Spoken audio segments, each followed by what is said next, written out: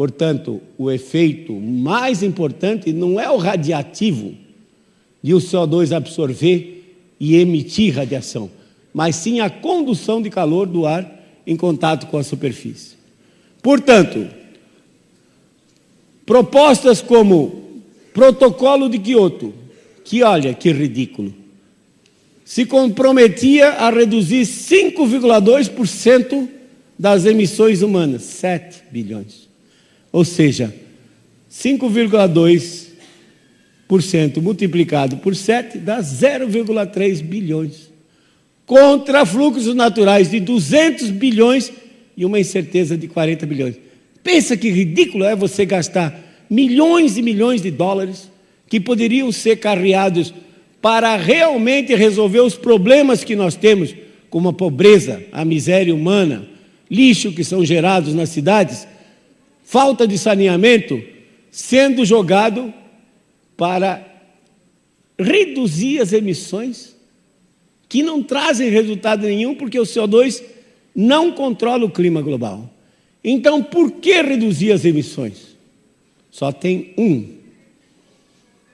uma resposta para isso.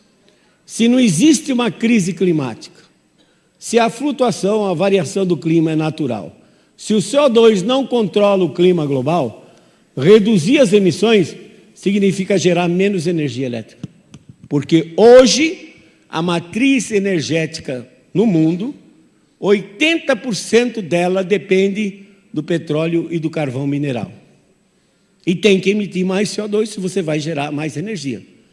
Obrigando a responsabilidade mútua a reduzir as emissões, significa menor desenvolvimento para os países subdesenvolvidos. Existem 47 países no mundo que têm o IDH, o Índice de Desenvolvimento Humano, bom. E os outros 160? Então, uma vez que você impede que os países gerem mais energia elétrica queimando petróleo e carvão, eles vão ter um índice de desenvolvimento menor e, consequentemente, a desigualdade social no mundo vai aumentar. Os ricos cada vez mais ricos e os pobres cada vez mais pobres. Não existe crise climática. O que existe é uma manobra para evitar que países, principalmente emergentes, como Brasil, Índia, China, África do Sul, Rússia, venham a integrar as nações que comandem o mundo. Segunda parte, e o degelo? O Ártico. É culpa do homem? Vamos ver. Aqui está a variação da temperatura do Oceano Atlântico Norte, que é muito importante para o clima da Europa Ocidental e para o gelo que existe no Ártico.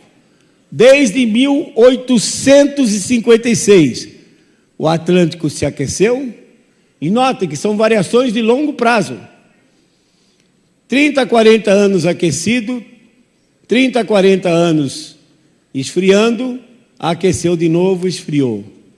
1925.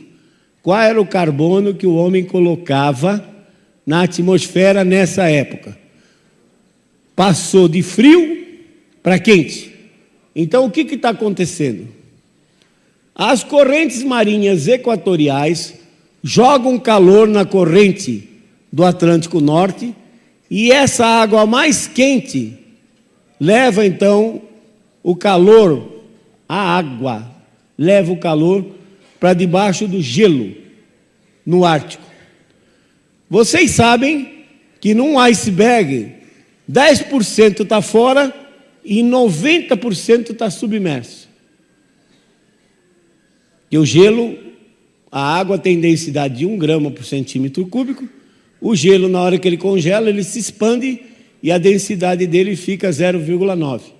Então, 9%, 90% dentro da água, 10% fora. A água quente entra por debaixo do gelo flutuante, derrete parcialmente a parte submersa, já não é mais 90%, é 87%, 85%, E a parte submersa não consegue manter o peso da parte aérea. A parte aérea colapsa, desmorona. Vocês vejam nesses filmes que estão na internet que o gelo não está derretendo, virando água e escorrendo, não. Ele está desmoronando, colapsando e caindo num mar mais aberto, cuja água está ligeiramente 0,4, 0,5 graus mais aquecida.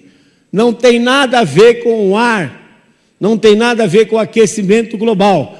É apenas transporte de calor da região tropical para a região polar, feito pelas correntes oceânicas, e daqui a pouco vocês vão ver uma das possíveis causas para isso. Resultado, no clima do Ártico, já mostrei esse slide, um aumento de 4 graus centígrados entre 1925 e 1946, perfeitamente natural, associado ao calor levado pelas correntes marinhas. E olhe agora, 1995 o Atlântico passou de frio para quente de novo.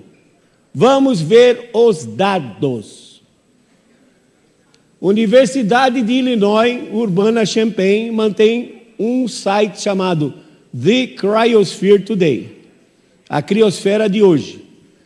Eles monitoram via satélite a cobertura de gelo no Ártico e na Antártica.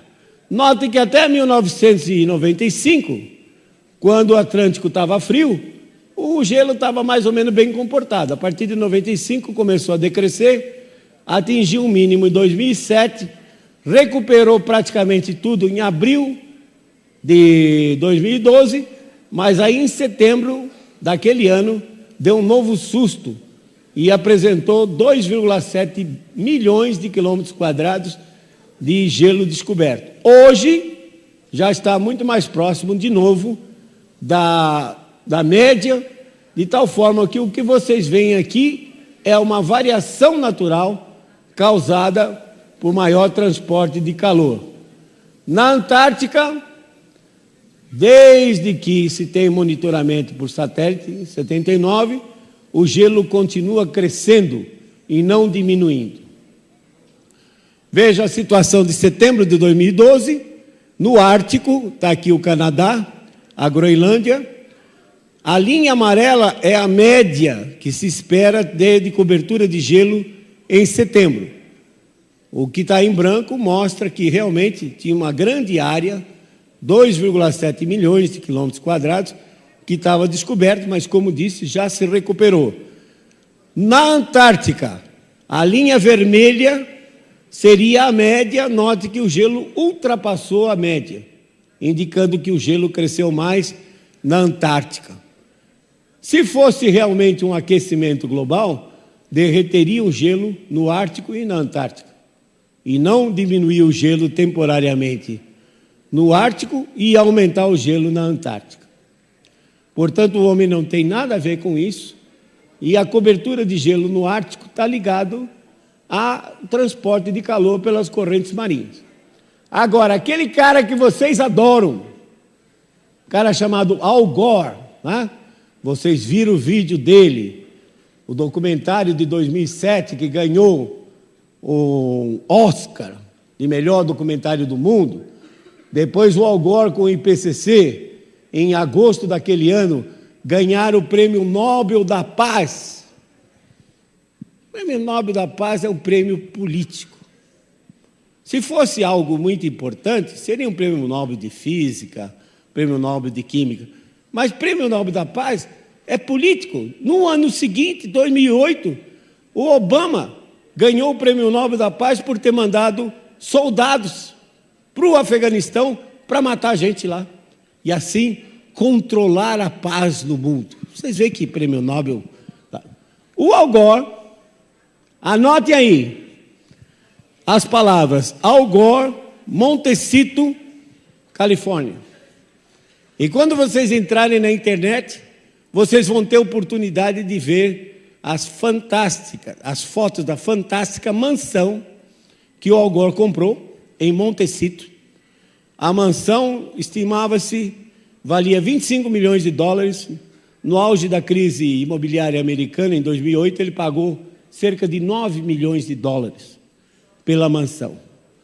Uma das fotos, você está assim, na piscina, no deck da piscina, aí você vê aquele imenso Pacífico, Oceano Pacífico, se estendendo até o horizonte. Aí você fica pensando, como é que um cara que diz que o nível do mar vai subir de 6 metros nos próximos 100 anos, gasta 9 milhões de dólares para comprar uma casa ao nível do mar? Não é estranho isso? Pensa bem, você aqui querendo ter a sua casa no Guarujá, ou lá em Caraguatatuba, ou em Ubatuba, não, agora não vou comprar minha casa, porque o nível do mar vai subir de 6 metros, o que eu vou fazer? Eu, que moro na Pajuçara, lá em Maceió, estou ao nível do mar. Como é que eu ia fazer para chegar em casa? Bom, já que o Algoa gastou 9 milhões de dólares para comprar uma casa ao nível do mar, eu não tenho mais que me preocupar, e vocês também não. Se você tem o seu sonho de ter sua casa lá em Ubatuba, continue poupando dinheiro e compre a casa lá, que o Algoa já garantiu para nós que tudo que ele fala não será cumprido. Olha aqui a visão, de acordo com o History Channel, de Manhattan, com o nível do mar a 6 metros do que está hoje. Dá para ver aqueles táxis amarelos que são comuns em Nova York? Dá não, né? É porque eles foram convertidos em Yellow Submarines. Submarinos amarelos, para poder chegar até o edifício, senão não tem como chegar, né? Muito bem. O nível do mar varia. Aliás, o nível do mar flutua. E aqui estão dados de 6 missões espaciais que tinham a missão de medir o nível do mar, radioaltímetros. A primeira e a segunda já pifaram, a terceira, o Envisat europeu, pifou no final do ano passado, mas esses satélites estão mostrando que desde 1993 o nível do mar vinha subindo. Quando chegou em 2007, o nível do mar parou de subir. Sim, mas se o aquecimento global é provocado pelo homem e pelo CO2, por que o nível do mar não continuou a subir? Por que o nível do mar se estabilizou e, na realidade, começou a decrescer? Ciclo nodal lunar. Um ciclo da Lua, também chamado ciclo de Saros, S-A-R-O-S. Vocês nunca ouviram falar disso. É um ciclo que dura 18,6 anos, quase 20 anos. O que é 20 anos na vida de um ser humano? É um monte de tempo. Monte de tempo. Vocês não tinham ouvido falar desse ciclo, mas quem construiu o Stonehenge no período da Era do Bronze, deixou lá uma pedra com 19 buracos. O pessoal daquela época, de 3.500 anos atrás, eles observavam a variação do plano da órbita da Lua com relação ao equador terrestre. O plano da órbita da Lua, ele não é fixo. Ele, com relação à Terra, ele corta entre 28,6 graus de latitude norte-sul. Depois ele vai baixando até 18,4 e volta para 28,6 em 18,6 anos. Quando ele está no máximo, ele cobre metade da superfície terrestre. Então a atração gravitacional da Lua puxa a superfície do mar para cima, da ordem de 12 a 13 centímetros, quando comparado com o mínimo desse ciclo lunar. O resultado é que, como cria um desnível maior entre os oceanos tropicais e os oceanos polares, esse desnível hidráulico, coluna de água, acelera ligeiramente as correntes marinhas que levam mais calor para fora dos trópicos em direção aos polos e causam mudanças no clima europeu e no gelo do Ártico. A Lua, quando ela está no mínimo, ela atua dentro dos trópicos e a área de atuação é menor, de tal forma que entre um máximo e um mínimo chega a dar uma diferença nos oceanos tropicais de 12, 13 centímetros. Portanto, o homem não tem nada a ver com isso. Se vocês forem ver os números de transporte de calor feito por essas correntes marinhas, você vê que o homem não tem condições absolutamente de gerar essa energia. E só uma curiosidade aqui, ó.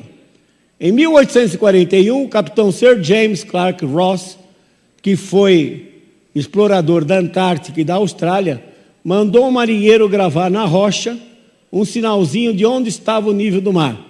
A foto é de 2004, está lá o sinalzinho da rocha, está aqui o nível do mar naquela data da foto. Aqui a maré oscila 80 centímetros. São passados 170 anos desde que essa marquinha foi feita e o nível do mar não mostra sinais de aumento significativo. Portanto, é um terrorismo barato, sem comprovação científica, esse fato de dizer que o nível do mar vai subir. Outro prato cheio, principalmente para a mídia, são catástrofes. E é interessante porque o aquecimento global, ele pode realizar a catástrofe do seu sonho. Se o seu sonho é ter uma catástrofe, inundação, aquecimento global faz. Seca, aquecimento global faz. Onda de calor, aumento de furacões, aumento de tornados. O aquecimento global realiza o seu sonho catastrófico. Quer dizer, algo que explica tudo, certamente não explica nada, né? Por quê? Sempre existiram esses eventos extremos. A maior seca do Nordeste, 1877, 79. Qual era o CO2 que o homem colocava no ar? A situação ficou tão severa que Dom Pedro II saiu de Petrópolis e foi para o Ceará. No Ceará, ele, num discurso inflamado, ele inseriu a seguinte frase: venderei até a última joia da coroa para salvar o povo nordestino. Ora, como o imperador sabidamente tinha várias mulheres, nós nunca soubemos quem foi a coroa que ficou sem as joias. Mas as secas estão lá, retornaram no ano passado. São Paulo. Você acha que chove muito em São Paulo hoje? Nós fizemos um estudo com 19 pluviômetros da região metropolitana de São Paulo, inclusive um daqui de Barueri. E o da Estação da Luz, que tem dados desde 1888, chamou a atenção, que mostra que a frequência de chuvas superiores a 30 milímetros foi maior na década de 40 e 50, seguida pela década de 50 e 60. Ou seja, há 70 anos atrás, chovia mais em São Paulo do que chovia nesses últimos 30 anos. Só que tem um detalhe. A cidade não era tão impermeabilizada quanto é hoje. A área de captação não era tão grande quanto hoje. Cada milímetro de chuva corresponde a um volume de 1 litro por metro quadrado. Se chover 100 milímetros num campo de futebol, que é aproximadamente 1 hectare, 10 mil metros quadrados, 100 milímetros de chuva gera um volume de 1 milhão de litros. E tem mais. São Paulo tinha 264 córregos, que foram, secretário, canalizados com tubos fechados. Por exemplo, a 23 de maio, tinha um ribeirão chamado Itororó, que está debaixo dela. Com o tempo, essas tubulações fechadas vão assoreando, com partículas de solo e lixo, e o volume de água que passava por ali já não passa mais. Então a água fica na superfície. Portanto, tomem cuidado, Barueri está se expandindo, não permitam que se façam canalizações fechadas. O ideal, se tiver que fazer as canalizações, é canalização aberta, para que se possa estar constantemente limpando e permitindo o escoamento da água. O resultado é que, se passar a chover agora, em São Paulo, como chovia 70 anos atrás, o caos vai ser muito maior, com congestionamento de 150, 200 quilômetros, sendo mais comuns do que eram antigamente. Ondas de calor. Selecionei uma que foi muito bem estudada, 1896, no leste dos Estados Unidos, só em Nova York, matou mais de 3.000 pessoas. Qual era a população de Nova York em 1896? Certamente muito menor do que agora, e mais de 3.000 mortes. Realmente foi uma catástrofe naquela época. O maior furacão que já entrou nos Estados Unidos, 1900, matou metade da população de Galveston, no Texas. Então é muito importante que as pessoas não confundam intensidade do fenômeno com vulnerabilidade social. À medida que a população aumenta e passa a ocupar áreas de risco, morre mais gente. Não é a intensidade do fenômeno, é o fato das pessoas se localizarem em áreas de risco potencial. Região serrana do Rio de Janeiro, janeiro de 2011, desapareceram mais de 1.000 pessoas. Aquecimento global? Não. Gente morando em lugar errado, inapropriado, em área de risco. Foi a primeira vez que aconteceu? Não. Entrem na internet, Serra das Araras, 1967. Um evento semelhante fez com que mais de 1.700 pessoas desaparecessem. Soterradas, não afogadas, soterradas. 1.700 pessoas. Qual era a população do Brasil em 1967? Não sei. Eu me lembro que em 1970 tinha uma musiquinha da Copa que dizia 90 milhões em ação. E morreram 1.700 pessoas comparado com as 1.000 de agora. Agora nós somos quase 200 milhões. Tem muito mais gente para morrer, se ocupar área de risco. Portanto, acho que uma das prioridades da Secretaria de Meio Ambiente, junto à administração da Prefeitura, é evitar que as pessoas ocupem áreas de risco, encostas, fundo de vale, porque esses eventos, como nós vimos, eles vão continuar acontecendo. E isso pode ser catastrófico, no sentido de tirar as vidas humanas. Danos materiais, paciência, não tem como, mas pelo menos evitar que as pessoas morram. Então as prefeituras, elas precisam repensar o uso, a ocupação do espaço territorial urbano para evitar tragédias, porque a tendência nesses próximos 20 anos vai ser retornar àquele clima da década de 40 e 50, onde as tempestades aqui eram mais severas do que foram nos últimos 30 anos.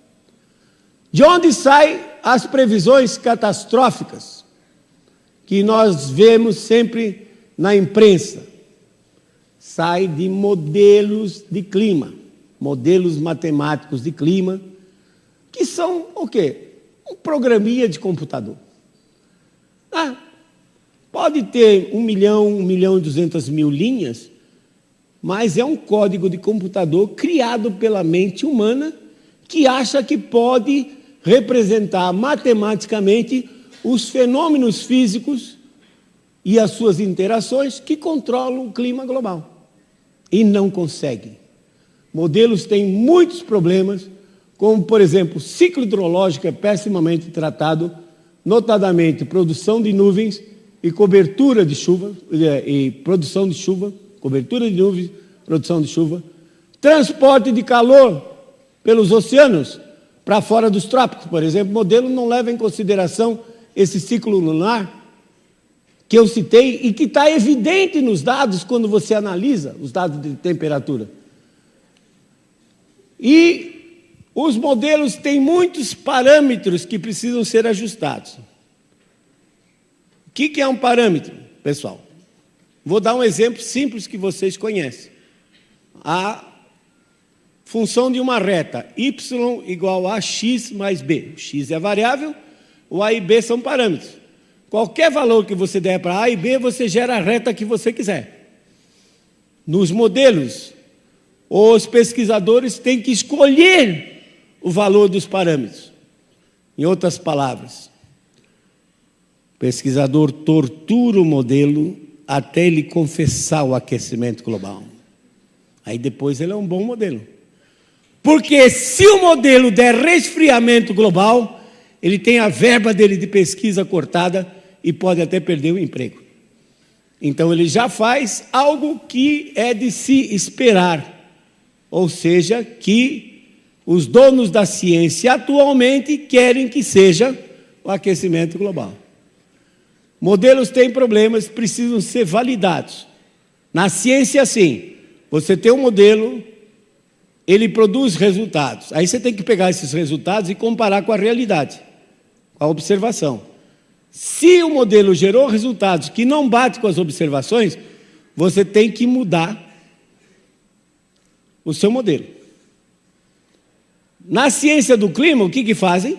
Roda o modelo, tem os resultados, aí vai comparar com as observações, não bate, aí eles manipulam as observações para ficar igual ao resultado do modelo. Modelo tem que ser validado. Sabe o que é validar? Se eu tenho dados de 1880 até o presente, 130 anos de dados, rodo o modelo e vejo se o modelo reproduz o clima passado. Se ele reproduzir o clima passado, eu tenho mais confiança do que ele está prevendo para daqui a 50 anos, daqui a 100 anos. Não é justo? Se for verificado que o modelo consegue reproduzir o clima passado, então eu vou ter mais confiança no que ele está prevendo no futuro. Não vou chatear vocês com um monte de erros que foi feito. O modelo de quinta geração do Instituto Goddard para Estudos Espaciais da NASA foi rodado para reconstituir o clima dos últimos 130 anos. Teve um monte de erro, mas atenção para esse aqui, ó. O modelo, ao reconstituir o clima dos últimos 130 anos, colocou 20% de redução de chuva na Amazônia. Por que isso é crítico? A Amazônia, juntamente com a Indonésia e com o Congo, são as 3 fontes de calor do mundo. Ou seja, o vapor d'água é transportado, a umidade é transportada, é convertida em chuva em cima da Amazônia, e essas nuvens grandes, ao converter vapor em chuva, elas liberam calor e esse calor é transportado para fora. Ou seja, as 3 fornalhas para manter o clima atual são essas 3 fontes de calor. Se o modelo erra numa delas, certamente vai errar no resto. E isso aqui é uma figura que deverá aparecer no 5º relatório do IPCC. Deverá aparecer. Não sei se vai.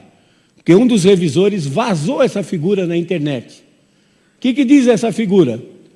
As projeções feitas em 1990 era de meio grau acima do que está hoje. As previsões feitas em 95 baixou um pouco para 0,3. Em 2001 subiu de novo para 0,39 e agora em 2007 as previsões é que as temperaturas estariam a 0,37 graus acima da média. E as observações mostram que as temperaturas estão aqui embaixo. Você vê que o modelo não serve nem para projetar a temperatura. Então, dizer que daqui a 100 anos a temperatura do planeta vai estar 5 graus acima, não estão conseguindo acertar agora. Nos últimos 15 anos, Quem garante que eles vão acertar para os próximos 100? E as perspectivas? O que vai ser do planeta?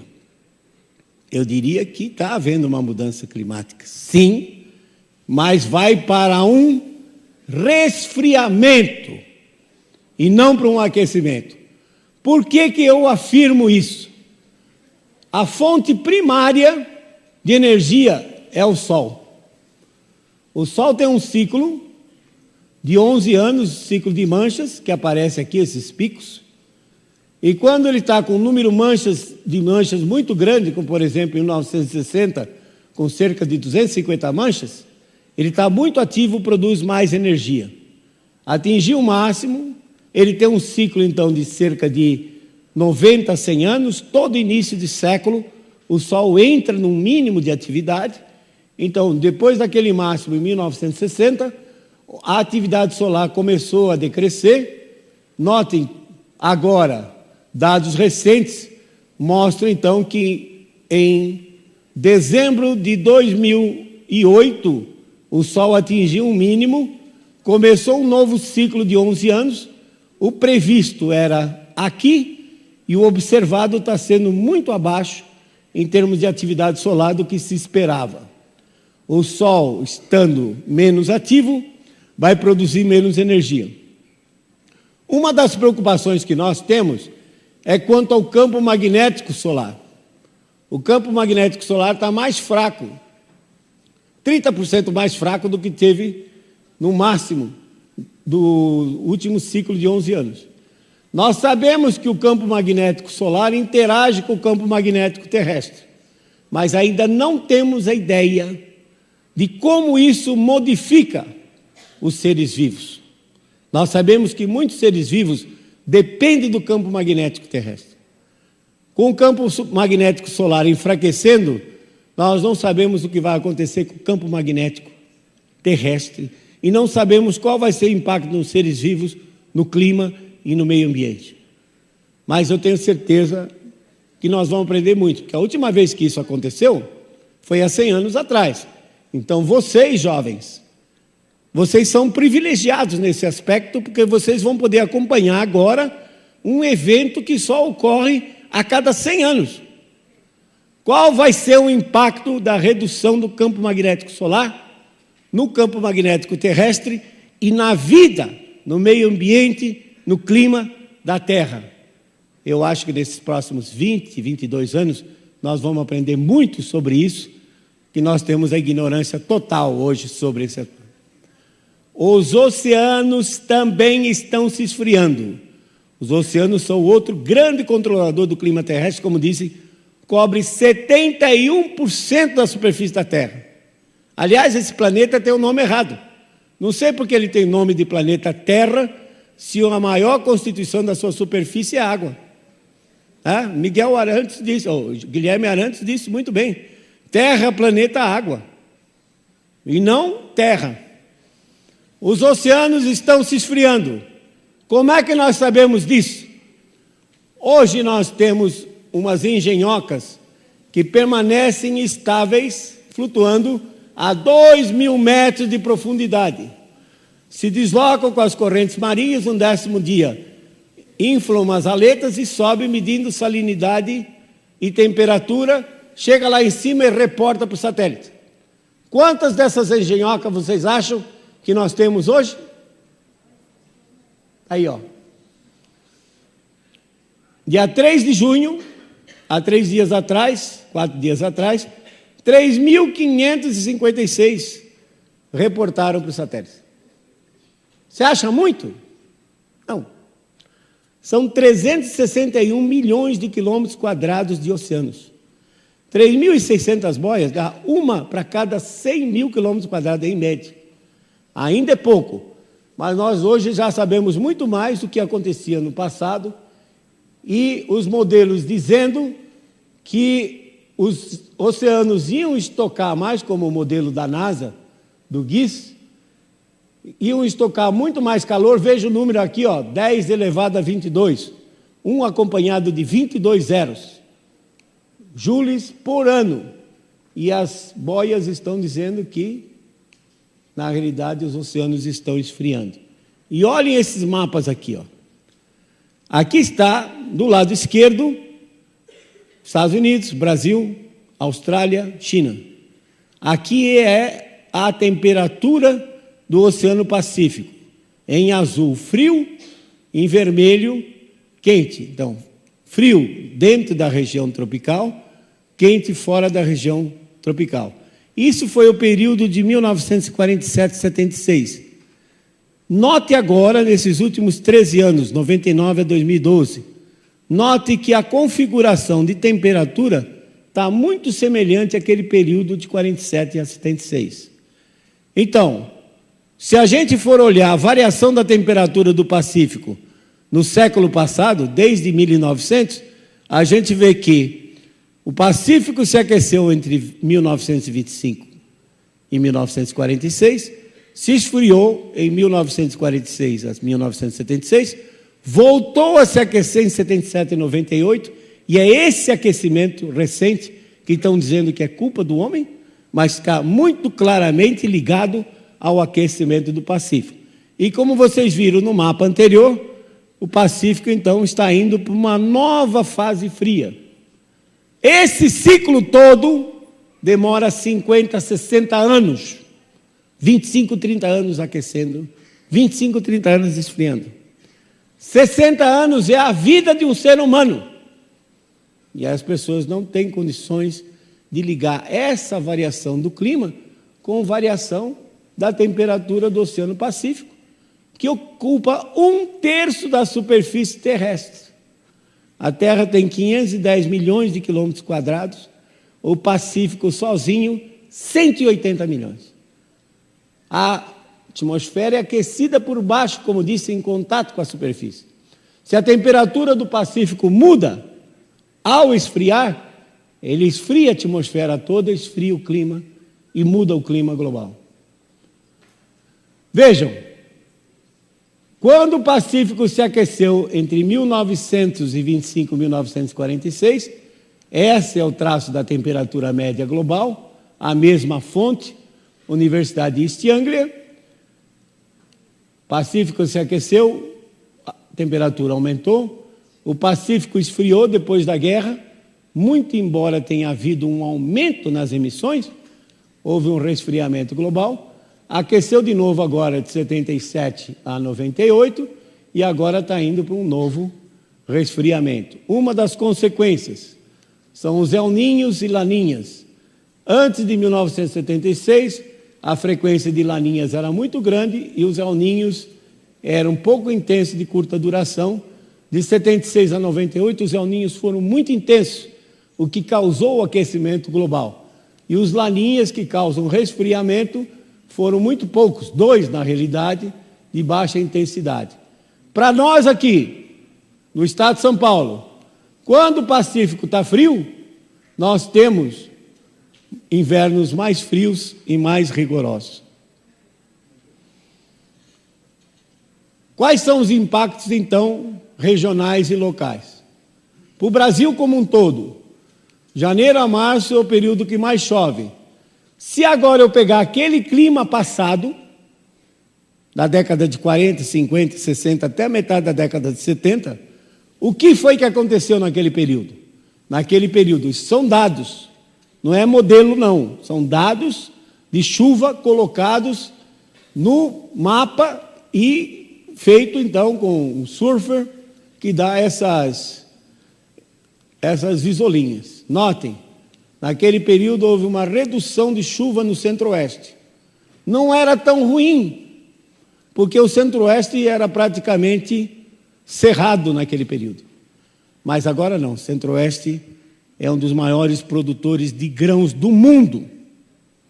E uma redução de chuva no período de janeiro a março, particularmente o que os agrônomos chamam de veranicos, que são períodos secos de 2, 3, 4 semanas durante o período de crescimento do cultivo, vai ser crítico para a produção de grãos no Brasil.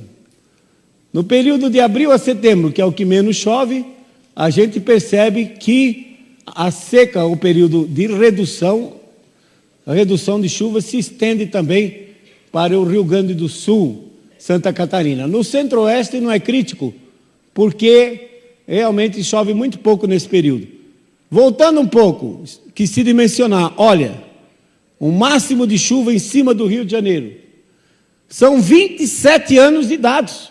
Se aparece isso na média, muito claramente, o Rio de Janeiro vai sofrer, nesse período de janeiro a março, chuvas intensas, que vão causar novas catástrofes. Garanto para vocês, escrevam isso, vocês vão ver que vai ocorrer. No período de abril a setembro, o máximo se desloca para o norte do Espírito Santo e sul da Bahia. Em termos de temperatura, nós temos então julho, julho, agosto. Naquele período passado, tínhamos aqui temperaturas, pegando o estado de São Paulo, Minas Gerais e o centro-oeste, de até 2 graus abaixo da média. Então não vai aumentar a temperatura global. Em média, a temperatura vai decrescer, principalmente nos invernos, associada à entrada de massas de ar polar de grande intensidade. Nesse período aí, 1976, foi um período de geadas muito constantes e fortes aqui. Eu era garoto, me lembro da de 1952, em que eu saí para ir para a escola, e minha mãe disse que 5 minutos depois eu voltei, que eu estava com a mão dura, congelada, de tanto frio que fazia de manhã, naquele período do inverno de 52. Mais recentemente, em 1975, julho de 75, entrou uma forte massa de ar polar, queimou todos os cafezais de São Paulo, do Paraná.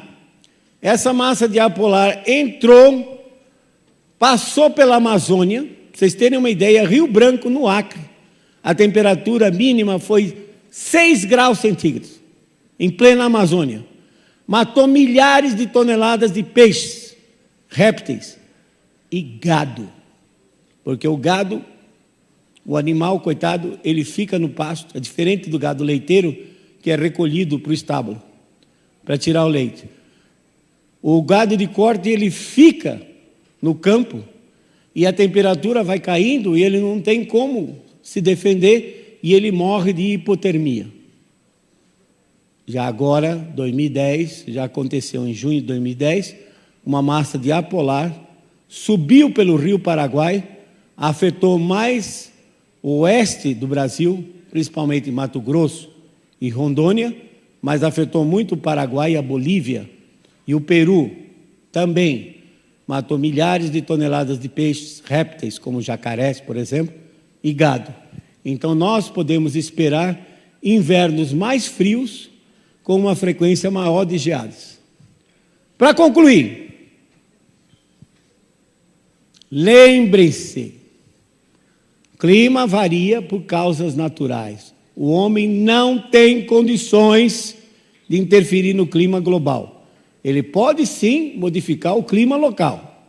Se isto aqui era o Planalto do Piratininga, em 1500, Mata Atlântica, você substitui uma selva natural por uma selva de pedras, claro que modifica o clima local.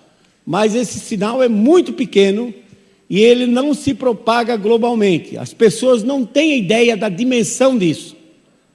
71% da Terra são oceanos, 29% continentes. Desses 29%, 15% são os desertos e terras geladas. Restam 14%. Dos 14%, felizmente, 7% são cobertos com florestas naturais, como a Amazônia, e florestas plantadas, como as florestas boreais. O homem, com a sua agricultura, com as suas cidades, manipula apenas 7% da superfície do planeta. Localmente, o homem pode ser desastroso. Globalmente, esse sinal não significa nada.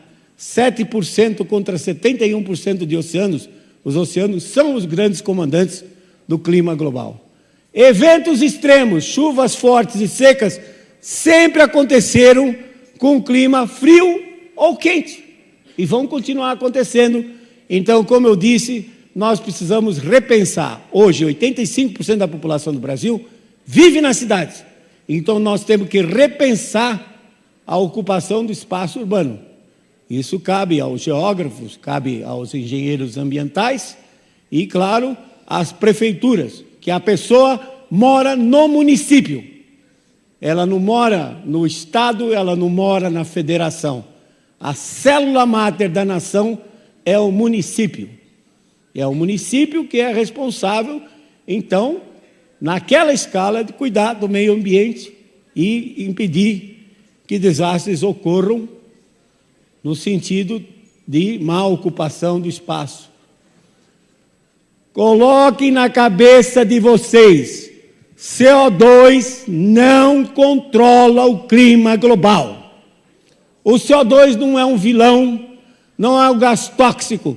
O CO2 não é poluente. O CO2 é o gás da vida.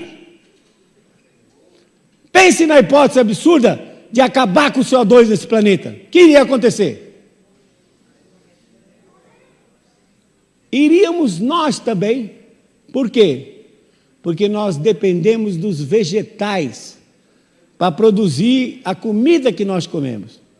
Mas assim, não, mas eu sou um vegetariano superior. Eu só como picanha. Sim. Mas para chegar a picanha, tem que passar pelo estágio de boi herbívoro. Tá? Com 150 ppm para baixo, as plantas param de produzir. Morrem. Então, quanto mais CO2 tiver nesse planeta, melhor é. CO2 é comida de planta. Elas tendo mais comida, elas vão produzir mais. Centenas de ensaios agronômicos já foram feitos, dobrando a quantidade de CO2, 800 ppm, 1.200 ppm, e mostram que a produtividade das plantas aumenta entre 30% e 50%. Até o experimento feito aqui no estado de São Paulo, com cana-de-açúcar, mostrou que dobrando o CO2, a cana produziu 40% a mais. Então, o CO2 é benéfico para a humanidade. Quanto mais CO2 tiver, melhor é para as plantas, melhor é para nós. Reduzir as emissões é inútil, porque o CO2 não controla o clima global e todo o dinheiro que for investido em redução de emissões ou qualquer estudo correlato é jogar dinheiro fora. E nós temos outros problemas muito mais prioritários, como a miséria humana, lixo nas cidades, saneamento básico, educação, saúde para resolver. Nós não podemos nos dar ao luxo de ficar gastando dinheiro com coisa que não traz retorno. O exemplo é a Comunidade Europeia que eu citei para vocês antes. Na minha visão, primavera e verão, setembro, outubro, novembro, nós vamos ter frequência maior de tempestades. No período da produção, do cultivo, frequência maior de veranicos, principalmente em janeiro. E no período mais seco, na minha opinião, o período mais seco vai ficar mais seco. Os invernos vão ser mais rigorosos. E no inverno, como as nuvens não vão conseguir crescer muito, elas vão produzir garoa. E São Paulo volta nesses próximos 20 anos. Aliás, já está sendo constatado que a garoa voltou. São Paulo, nesses próximos 20 anos, volta a ser São Paulo da garoa. É claro que invernos mais rigorosos vão trazer problemas também com viroses e do sistema respiratório. Agora, não é porque eu digo que o homem não tem condições de mudar o clima global que eu estou dizendo que nós não devemos conservar o ambiente. A conservação ambiental, ela é fundamental para que o homem continue vivendo neste planeta. Então, tudo que vier em benefício, vamos reciclar material? Vamos reciclar material. Vamos conservar o solo? Vamos. Vamos ter iluminação e eletrodomésticos, eletroeletrônicos com baixo consumo de energia? Vamos. Tudo que vier em benefício. para a conservação ambiental é muito bem-vindo, porque isso vai nos dar condições de continuar vivendo nesse planeta. Agora, preste atenção, independentemente se o clima aquecer ou se esfriar, a conservação ambiental é necessária. Então, a conservação ambiental não tem nada a ver com mudança climática. Ela é necessária e ponto. Se aquecer, ótimo. Nós temos registros que quando o clima esteve mais quente, a humanidade floresceu. Esfriar é ruim, porque os registros mostram que civilizações inteiras desapareceram com o resfriamento. Se eu tivesse a opção, fosse me dada a opção, professor Molhon, o que o senhor quer? São Pedro chega para mim e diz, o senhor quer que aqueça ou esfrie? Eu diria, eu quero que aqueça, porque aquecendo é melhor para a humanidade. Mas, infelizmente, nesses próximos 20 anos, vai haver um resfriamento global. Os dados passados indicam esses ciclos, e a conservação ambiental, independentemente de esfriar ou aquecer, ela é de extrema importância. Muito obrigado, era só isso que eu queria falar para vocês.